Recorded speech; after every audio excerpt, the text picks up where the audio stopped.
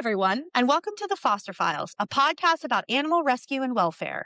My name is Kelly, and every week I talk about issues surrounding animals in this country and to the people who are passionate about making their lives better. Joining me today is journalist and author Patti Eddington. Her new book, Don't Look in the Freezer: The Very Strange Life of the Veterinarian's Wife, is available for pre-order now and has details about her life as the wife of a small town vet.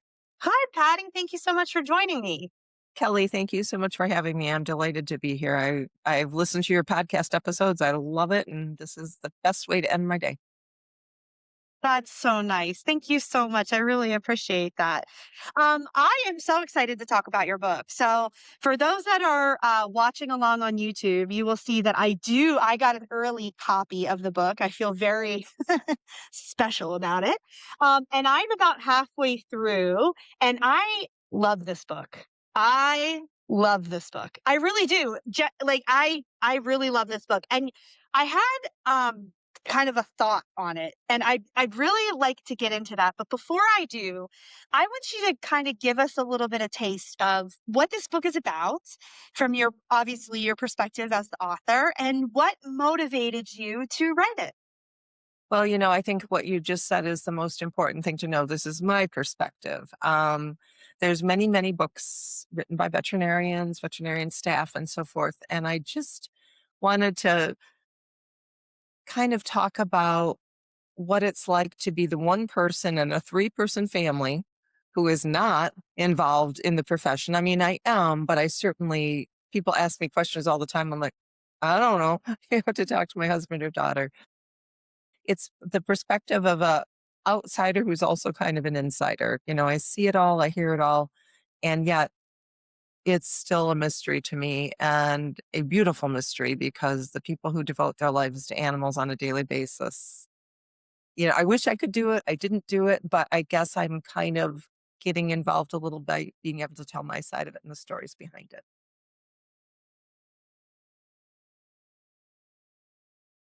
I think you do it.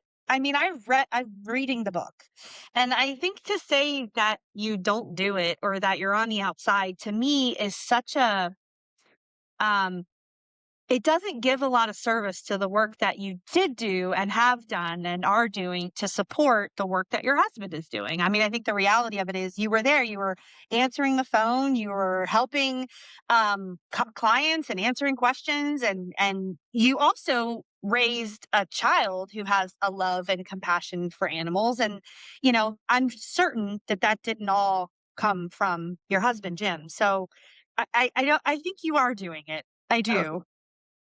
well, I'm glad to do whatever I can do. I have no medical knowledge at all, but I am certainly an animal lover. Someone asked me recently, about how that began. And I'm like, I think it's innate. I hope Yeah.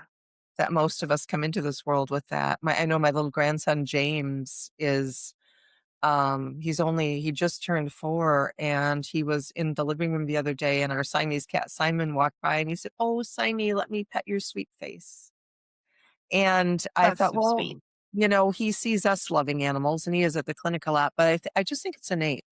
And thank goodness. I know there's other people who aren't, but I don't like those people or trust those people. So I love animal lovers, and I know you're one as well. Yeah, absolutely. Absolutely. I think I am one of those people that I joke like a lot of people do. It's like I prefer dogs over people most days. So, Most times, yeah. but yeah, I definitely am. So I did mark a couple sections that I just found like sort of interesting. And there was one in the very beginning, and I just wanted to talk a little bit about this because I think when you're in animal rescue and in animal welfare, this is something that I think we all make a mistake of doing. So I'm just going to read from this section if that's okay. If you try, and I certainly do, it's actually very easy to anthropomorphize the appearance of animals. I believe a clinic cat we had for years, for example, was a dead ringer for actor Rupert Everett. So Rupert became his name. For a long while, we had a rabbit in our yard nicknamed Dyke because he bore a striking resemblance to the author. And the reason that jumped out at me is because I think one of the mistakes that we make sometimes in animal training and animal welfare is we give animals our human emotions and we give them our human tendencies. And then when they counteract that, we tend to feel disappointed because even if we're not doing it on purpose, we're doing it subconsciously. So, what is your personal take on that kind of thing? Absolutely. Yeah. Yeah. I mean, their appearances, like I say, Rupert had this cute little face and he looked like Rupert Everett and John Updike the rabbit and so forth. But absolutely. I mean, you can't do that. um, I named them that just because of their appearance. But they didn't really have any tendencies like humans. And Rupert was the dearest. We had him for so many years. Oh gosh, 15 maybe? I tried to count recently how many um clinic cats we've had, and it's somewhere between 15 and 20 throughout the years that we've Wow. had the clinic. Yeah, and they've all had such distinct personalities, and I don't remember naming anyone else after a person, but just Rupert.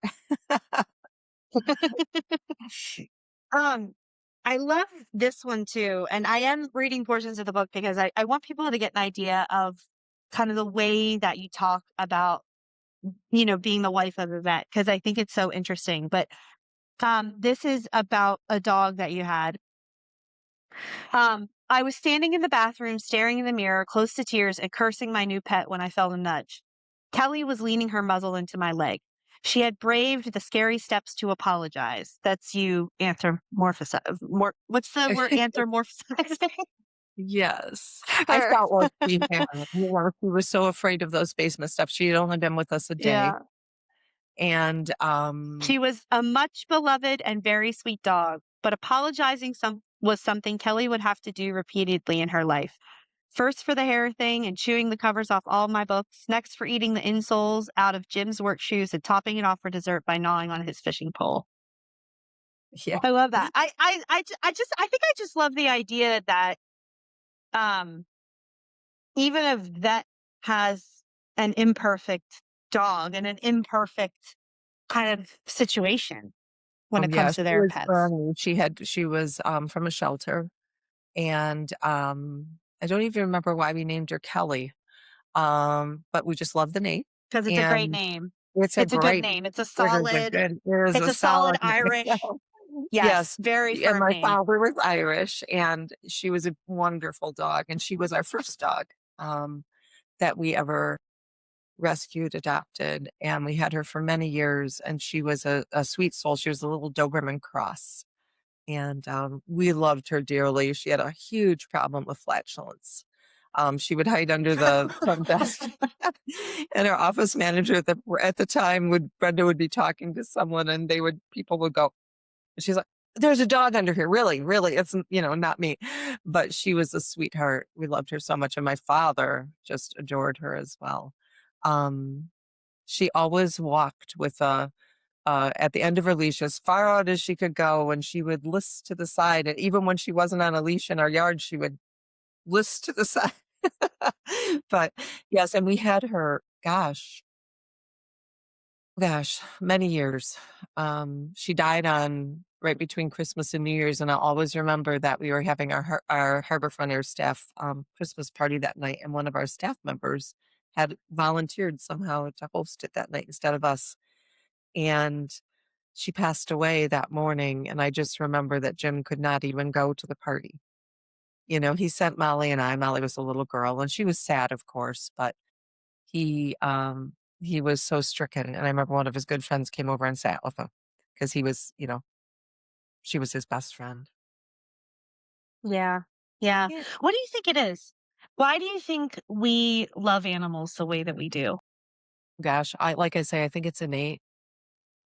Um, my theory about people who do love animals this way, and it's very informed, I'm certainly not a therapist, but is that we have all been damaged in some way, and we are always trying to be a voice for the voiceless and hope for those who don't have it, perhaps especially rescue animals. And I see it in our staff.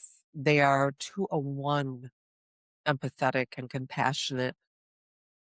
And we recently had a day in which, through or a week, I should say, in which 3 days in a row, a staff member lost a pet. And they each took 1 day off, and then they came back.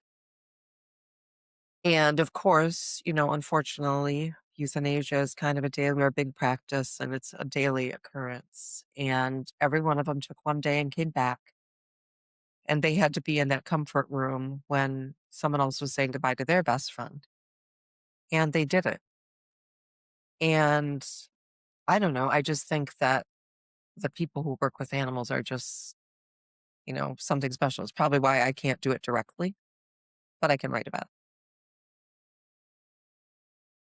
Think that, like a lot of things, veterinary medicine is changing. We're seeing a lot of small clinics like your husband's. Look, and I don't mean small in, size or capacity to treat.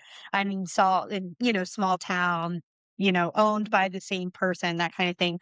We're seeing a lot of those clinics turn into and be bought by these larger companies.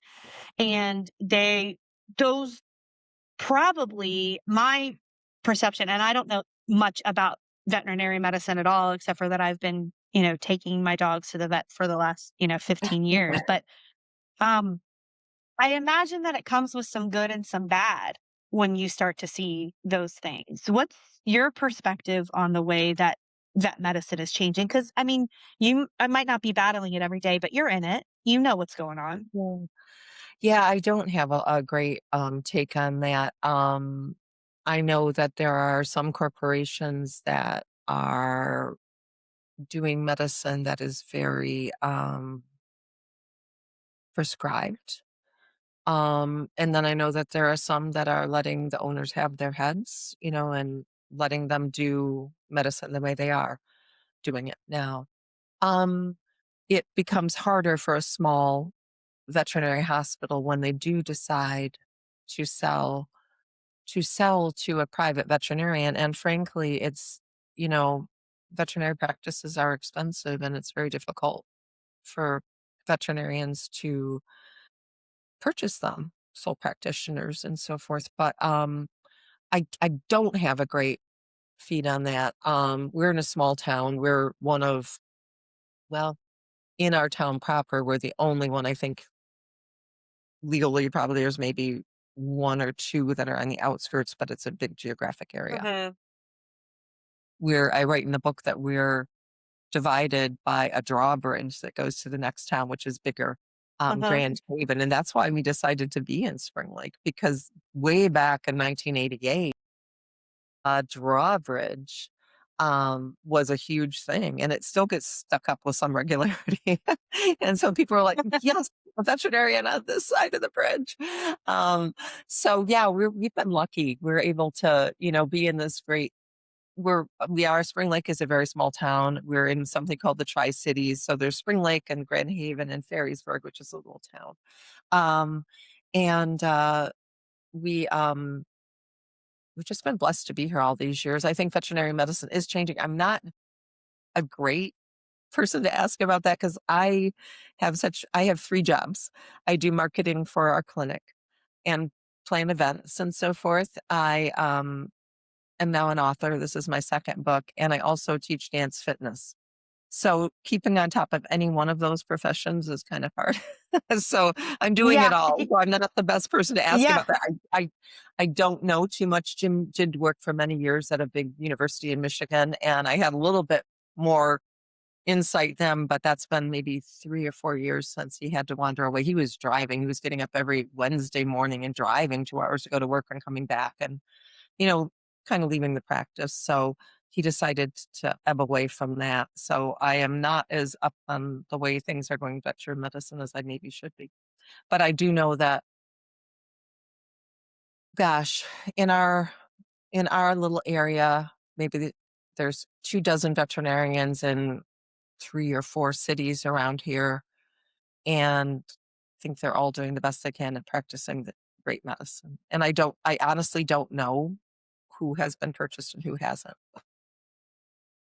What is something that you wish kind of the general public knew about veterinary care or working with a vet? What is something that you kind of wish was out there more prominently? Um, well, I hope if people read the book, they kind of see how hard we all try.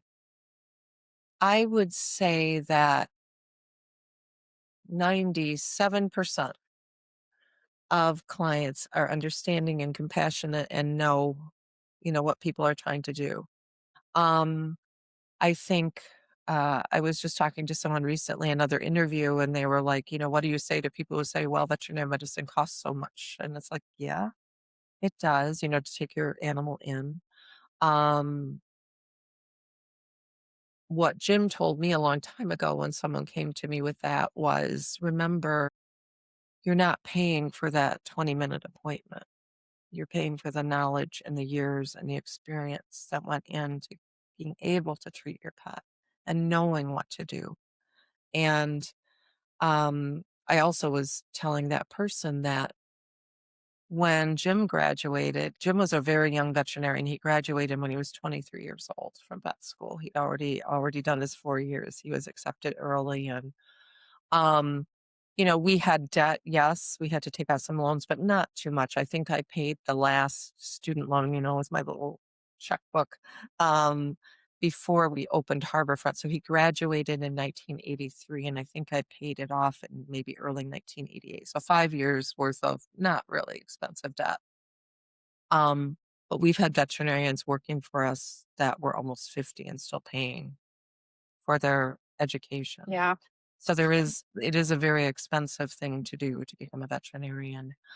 Um, and to know, I guess, as you know, working with what you do, that having a pet is a huge responsibility. There are going to be costs associated with it. Believe me, if we could do everything we do and not charge a cent, we would. But obviously, we have to live too. Um, but it's that to please understand that there are responsibilities when you do adopt a pet and take it into your home. It's wonderful that you want to help. And we want everyone to be able to have a pet. And there are a lot of programs that you can, get into if you need some help. But that it is a responsibility, and that to not be surprised if there are some costs associated with it. And that I haven't ever met a veterinarian or a staff member that isn't trying to do the best that can for you. They might be stressed, they might be busy. I'm always amazed when I go into our clinic and see people who are dealing with their own things and how exactly wonderful they are trying to deal and help you with your pet. I guess a little I compassion for everyone. have, yeah, I mean, I have such a, you know, appreciation for vets. I mean, I've worked with, incredible vets over the time that I've had all of my animals and we've had the fosters. And I always find it so interesting the way that, people will take a cost of something and sort of associate the fact that this item costs what it costs and this service costs what it costs. And that somehow speaks to the morality of that individual who's saying, hey, this is what this thing costs. And that's just such a um, it's such a displaced anger in a lot of ways that's a little hard to reconcile. And I want people to have I want loving people to have animals. I don't want there to be like a monetary barrier for people who are going to take care of animals, but you can't sit here and say that there's not a cost involved, you know? I mean, that's kind of just the reality of it. Right. Yeah. Luckily, we have so many wonderful rescue operations. And, um, here in Michigan, I'm sorry, I don't know where you're based, but we do have wonderful, Well, I'm in wonderful. Pittsburgh. I'm in the Okay. Pittsburgh area, so yeah, a little east of you. Yeah, a little bit.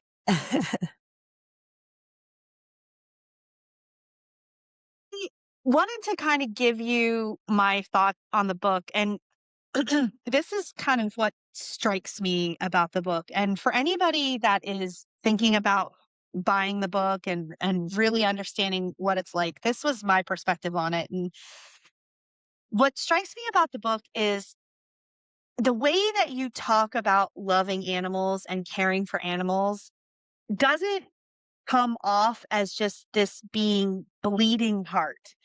You know, you talk about your husband's roller coaster affection for cats, which is hilarious, by the way. Um, you talk about conversations around euthanasia, and the humanity that is inevitably in, a decision to euthanize an animal.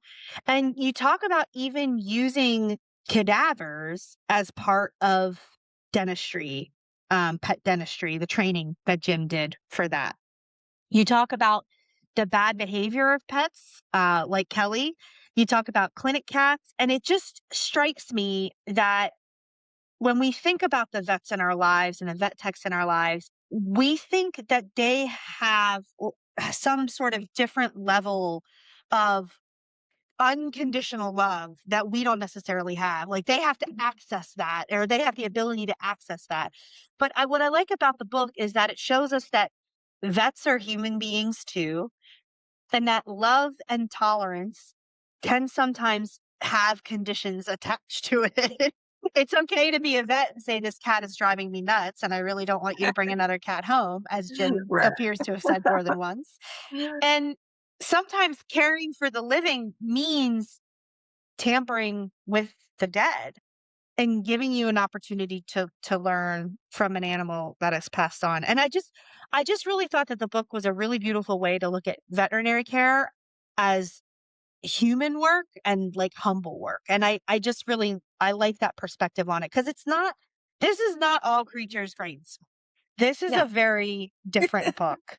And I love it for the differences. I love it for the way that you talk about the humanity and the sometimes the inhumanity of what it means to care for our animals.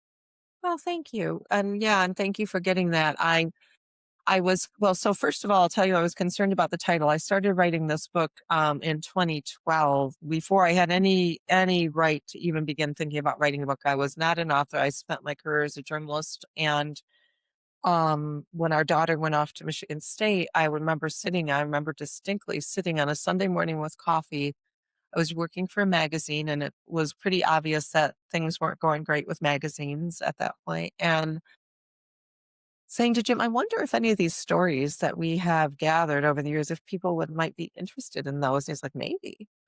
And I put together a manuscript, long story there, but a good friend of mine now, who I was just meeting then, is a pretty well known author, and he said, "Let me show it to my agent." And she's a big time New York City agent, and she said, "Almost."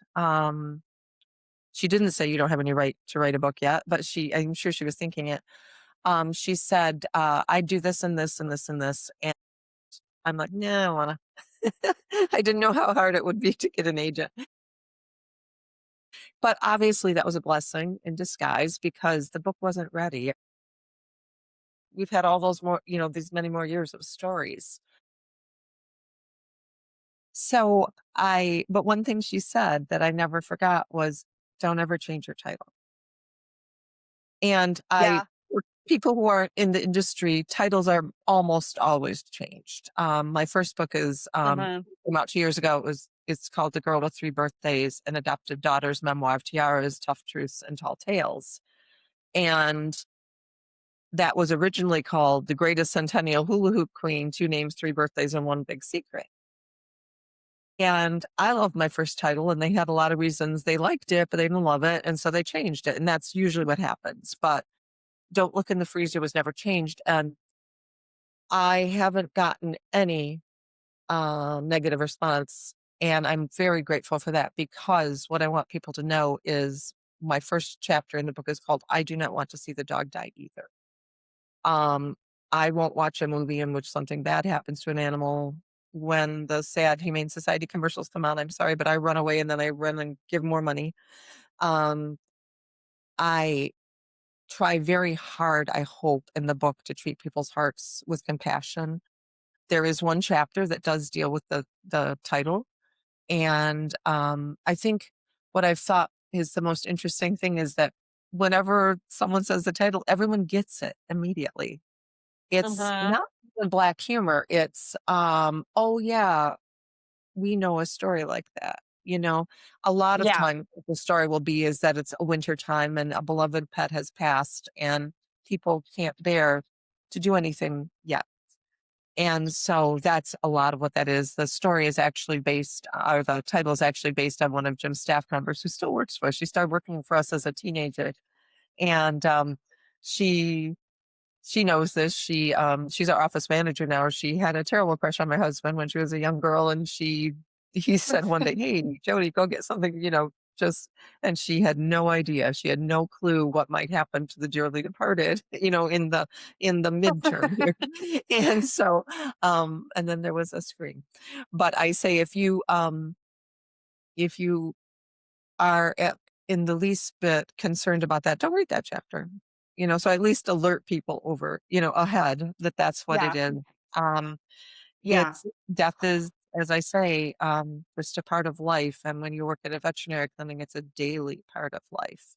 And you mentioned about the cadaver work. That is how a lot of studying is done. And my husband, before any lab he ever does or did, would ask for a moment to his students and say, "We are going to now be respectful. These animals have passed and they're helping us to help animals in the future." So I do mention all of that, but that's, that's unfortunately part of the job, just like in human medicine. But the book isn't, I hope, in any way going to upset people. And I appreciate that you saw that. I don't want to. I wouldn't want to read a book like that. So I hope that it comes across as humorous and real. And I say right up front, we are not the Harriets. I love those books. I read them every couple years, but that's not us. We're just extremely human. And I say in the book, profanity is our second language in our house. We're just real. And for Yeah. better or worse, that's who we are. And I'm trying to be honest about. I was a journalist, so when I was trained back in journalism in the 1980s, we were extremely. I wouldn't even tell people who I voted for because I didn't want anyone to think I was biased in any way. And so I just want to be fair and say this is who we are. We're not perfect. I think there's some things Yeah. about us that were nice, but we're not perfect.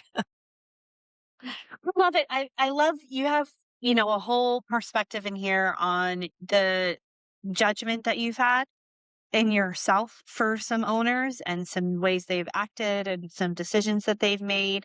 And I think that one of the things that happens a lot in animal welfare and in animal rescue is that there is a lot of judgment, right? There's a lot of like I talked about this with Foster with me. I talked about this with her and it was one of those things where instead of passing that judgment on and saying, well, you should have rescued this animal or you should have not charged for that surgery so that that dog's life could be have been saved, or you should have not made the decision or made the decision to put your pet down or whatever. I think we all have an opportunity to kind of step back and understand that every circumstance is a little bit different.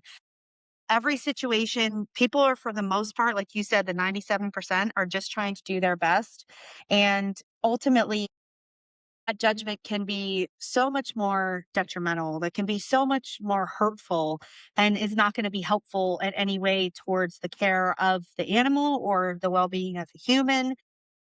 And I love your perspective on that because I think that that honest look at it for anybody that does read the book or might find the title unsettling, if you're turning away this book because you find the title unsettling, you need to step back and like, I don't know, touch some grass because working with animals and working with love, these living things, sometimes there's going to be unsettling things. And if you can't handle that, then animal welfare is not for you. It's Yeah. just not.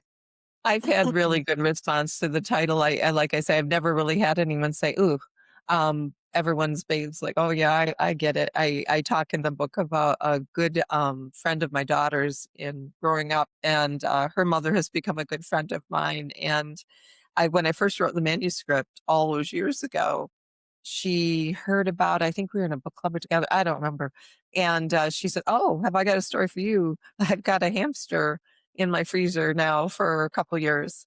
And, it was winter, and it's very, sweetly done in a American Girl accessory box. The girls were little, and, she said, "But we just have never found the appropriate time and, to do it." And so I checked back with her, still there, still still in the freezer. That story's in the book, and that's Yeah. hilarious. Like, you know what I mean? It's like you gotta find levity with some of these things because I otherwise you're just reached gonna, out and like, I said, "Do you lose mind if your I tell this mind. story again?"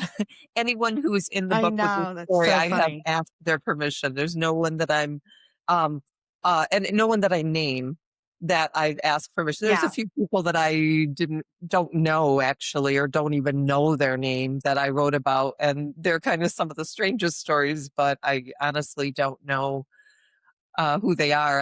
I know of them, but anyone who's named in the book, I've gotten their permission to tell their story, so they're okay with it. And she's like, "Yeah, still there." So what do you want people to get out of the book? What are you hoping will come across when people read the book? Ah, I hope they laugh. I hope they remember their best friends. We've had 4 rescue doggies, uh, including our latest, Dave. We just did a big event for the rescue that we got Dave from, called Pound Buddies in Muskegon, Michigan. 2 nights ago, we had the fur ball, and they put David's picture up, and they told the truth. David's name is David, but he also goes by Damn It Dave, because that's how and there's a huge story toward the end. Our doggie before David was a greyhound, Gabby, and she was, oh, such a doll. Jim always says the world's most perfect dog. She wasn't, but we thought so. And we went almost a year without a dog. And our daughter, David, we said was taken in by the Muskegon Heights police officer driving down the street, and he saw a little white terrier cross running with his leg dragging. And we always said was taken into the car. And now we know he was probably arrested. He'd probably done some horrible crime, because that's Dave. And he came in, and Molly, our daughter, took him home to foster him. And she made him pajamas. She cut off, we had to remove his leg. It was unsalvageable. And she made him pajamas, children's pajamas, and sewed up the leg and sent me a picture. And she said, "I found your new dog." And I showed him to Jim. We'd always had bigger dogs. And I said, "What do you think?" And he said, "Oh, why not?" The chapter that I'd written about all of our dogs, the 3 dogs before David, was called Houndapalooza. And then that ended the chapter. And he said, "Oh, why not?" And the next chapter is, "Here's why not." David has been a challenge Oh. every day of Oh, our life. no. We've had him for 8 years, and every day it just gets harder. And we love him. He's a rascal and a scoundrel, and he doesn't really do a lot that's positive. But we love him. He's the dog of my heart. And I guess that's it. We have to love the rascals and the scoundrels, and, give them a chance. Um, Even if everyone else, we are so blessed on either side of us to have neighbors who love Dave, or at least tolerate him. Especially the gentleman who lives, he's gonna be 90 in a couple weeks, actually, and he's like, "Now, Dave," and Dave's like, "Uh-huh." He doesn't listen to him at all, but we're so blessed that they understand Dave. We can't allow Dave to go, we live on a bayou, and we can't just let him out in the yard at all. We have to, like, put him on a leash and walk him around, because he'd be gone. So even at age 9. But I guess that's what it is. I guess just to give those a chance that maybe you wouldn't normally. Um, See the humor in it, and have your patience, and If I had any, wish, it would be that. Love I the love that. scoundrel. Yeah, love is speaking of a scoundrel that needs a little bit of love, I think now is a really good time to do our foster spotlight. And Patty has been kind enough to bring us a puppy called Molly. And Molly is also at Pound Buddies, the same rescue that Dave was at. And let's take a look at Molly here. So I think hold on, it's not quite loading the best. I have a See little here. information if you need it. Yeah. Why don't you tell us what you know about Molly? Yeah, I reached out today to Pound Buddies, which is in Muskegon, Michigan, and they said Molly is somewhere between 2 and 3 years old. She's dog friendly. She has moderate energy, so unlike Dave, who has super high energy. She is all white, a mixed breed. She's got all her vaccinations or health checks. And they can, anyone who's interested can reach out to poundbuddies.org and fill out an application.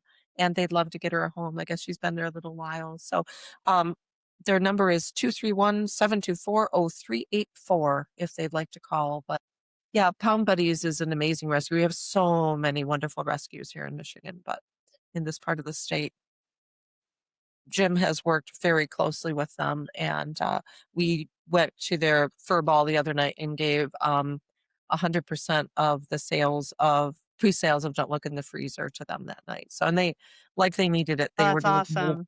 Yeah, That's that's one of my awesome. missions with this book. You probably know this. Creative people just don't earn as high a salaries as scientific people. I've never had a huge salary. I've Right. always been a writer, designer, and so forth. And so this is one of my goals with this book. I've got a few different things lined up so that I can I can give back a little bit for organizations that helped, you know, Well, people that's don't feel awesome. free. And so, Yeah, yeah, I know, so right? Well, I appreciate you bringing Molly to our attention. And she's a beautiful white pitty. And she just deserves a loving and wonderful home. So if you're in the Michigan area and you are interested in meeting Molly, I will be putting the link for her profile in the show notes. I will also be putting Patty's website in the show notes for those that are interested in pre-ordering the book and making sure that Patty has an opportunity to donate a lot of these proceeds over to Pound Buddies and other rescues in the area. But Patty, is there anything that you'd like to leave everybody with today? Is there anything that you'd like to pass on about the book or about being a vet's wife or about just anything in the animal welfare space that you'd like to leave us with? well, I thank you for what you do. Not really. I'm excited to be able to share the book. It is a lot of work. Someone said something about a fun hobby. I'm like, well, kind of. Writing a book is a business. It's a lot of work, and I'm glad to have it, especially at this, stage in my career. I Every person who reaches out to me like you, I'm learning myself, and adopt, don't shop, please, if you can. Do what you can to help those that don't have a voice. And our daughter, actually, we all have rescued dogs. She actually um, rescued a dog last year from the meat trade in China. So, Oh, that's yeah, amazing. Sullivan, yes, and he's picked up. She was uh, has a dog, Cooper, who she was raising to be a seeing eye dog, leader dog for the blind in Michigan. And Cooper was what we call career changed. It Oh, wouldn't have been yeah. a good thing. So Cooper Yeah. now lives with us. We have David. We do have a wonderful Siamese cat. But yeah, please, do what you can to help these animals. I will too. And thank you for everything you do. Thank you so much. And I'm so grateful that we were able to connect. And if you have somebody in mind that I should be talking to, listener, like Patty, please make sure that you're emailing me at the Foster Files Podcast at Gmail. You can find us anywhere that you listen to podcasts. You can find us now on YouTube. You can see Patty's face and you can see the front of this amazing book, Don't Look in the Freezer, which it's just such a great read. Follow us on Instagram at the Foster Files Podcast. But Patty, I really appreciate your time today and I appreciate the copy of the book. I really am enjoying it so much. And thank you for the work that you and Jim and Molly are doing. And I wish you all the success in the world. Well, thank you, Kelly. Really appreciate the time you took tonight to talk to us. Thank you. You're one of the first. We're just starting this season. My book launches April 28th, so a little less than a month from now. So getting going with Yay! everything that goes with launching a book, and it's a joy, and especially That's awesome. That's so awesome. Well, congratulations on the book. It really is a wonderful read. And everybody, please remember, be kind to yourself and be kind to animals.